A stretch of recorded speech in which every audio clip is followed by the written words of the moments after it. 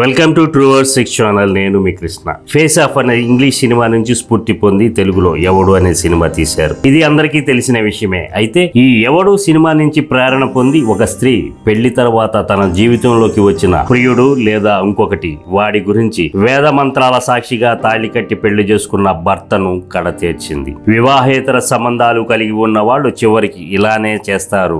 ఇందులో పెద్ద ఆశ్చర్యం ఏముంది? ఎవడు సినిమా నుంచి ఏమి ప్రేరణ పొంది భర్తను చంపిందనేగా మీ అనుమానం. అయితే ఈ స్టోరీ చివరి వరకు చూడండి.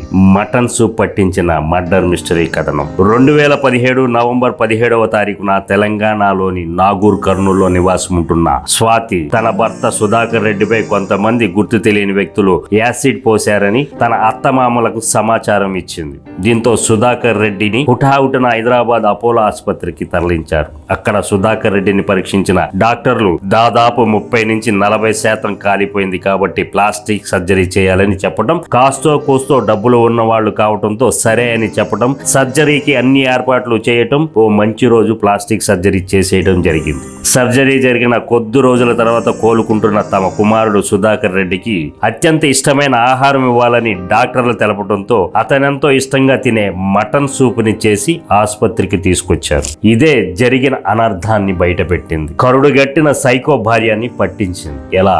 2013లో స్వాతికి సుధాకర్ రెడ్డికి అంగరంగ వైభవంగా ప్రేమ వివాహం జరిగింది. వీళ్ల అన్యోన్యతకు గుర్తుగా 2 పాపలున్నారు. అలా సంతోషంగా ఉన్న వీళ్ల వైవాహిక జీవితంలో స్వాతి చేసిన తప్పు 3 కుటుంబాలను విచ్ఛిన్నం చేసింది. ఓ ఆసుపత్రిలో నర్సుగా పనిచేస్తున్న స్వాతికి అదే ఆసుపత్రిలో ఫిజియోథెరపిస్ట్ గా పనిచేస్తున్న రాజేష్ కు అక్రమ సంబంధం ఏర్పడింది. అసలు కన్నా కొసరు ముద్దు అన్న చందాన తాళి కట్టిన భర్త ప్రేమ స్వాతికి సరిపోలేదో లేక క్షణికానందమో ఆమె రాజేష్ ను విడిచి ఉండలేని పరిస్థితికి వచ్చింది. కొన్ని గంటల ఎడబాటును కూడా తట్టుకోలేని స్థితికి వచ్చేసింది. అదిగో అప్పుడు తట్టింది పెళ్లైన కొత్తలో భర్తతో కలిసి తాను చూసిన ఎవడో సినిమా. దీంతో స్వాతి క్రూర మెదడులో ఆలోచన రూపుదిద్దుకుంది. తన ప్రియుడు రాజేష్ శాశ్వతంగా కావాలి అంటే ఈ ప్లాన్ అమలు చేయాలని తలచింది. తన ప్రియుడు రాజేష్ కి తన ప్లాన్ చెప్పింది. మేమెప్పుడు చెప్పేది ఒకటే, పరాయి ఆడదాని మోజులో ఉన్న మగాడి మెదడులో లాజిక్ మిస్ అవుతుంది.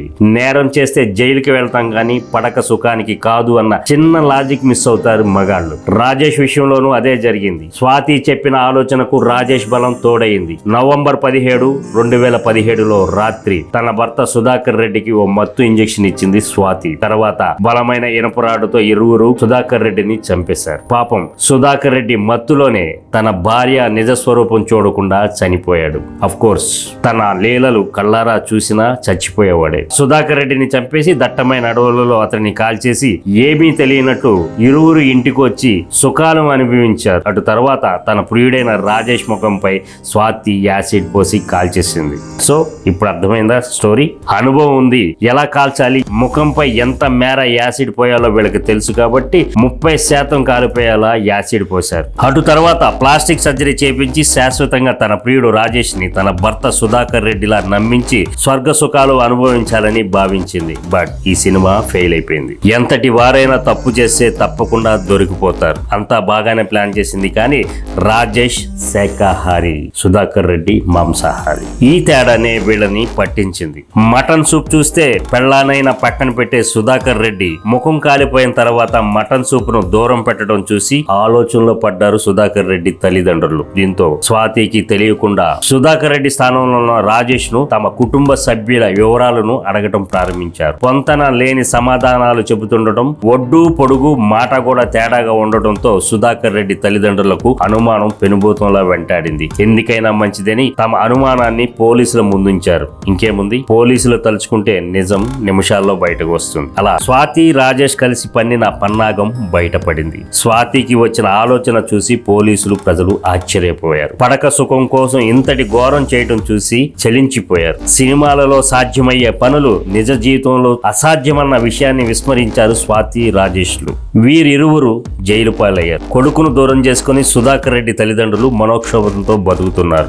ఏమి సాధించారు? పచ్చని సంసారాలను పాడు చేసుకుంటూ. అలా మటన్ సూపు వీళ్ళని పట్టించింది. ఈ కథనే స్ఫూర్తిగా తీసుకొని నెట్ఫ్లిక్స్ లో కిల్లర్ సూప్ అనే వెబ్ సిరీస్ ని తీశారు. సో ఇది మటన్ సూప్ పట్టించిన మర్డర్ మిస్టరీ కథనం. ఇంకెవరు ఇలాంటి తప్పులు చేయకుండా ఉండాలనే ఉద్దేశంతో మేము ఈ కథనాన్ని అందిస్తున్నాం. అలాగే అనకాపల్లిలో అమాయకంగా నలుగురు మధ్యన జీవిస్తూ 5 మందిని కిరాతకంగా చంపిన సైకో కిల్లర్ యథార్థ కథనంతో మరలా మేము ముందుకు వస్తాం. ఈ కథనం మీకు నచ్చినట్లయితే మా ఛానల్ను సబ్స్క్రైబ్ చేసి, షేర్ చేసి, లైక్ చేసి మీ అభిప్రాయాన్ని కామెంట్ రూపంలో తెలపండి.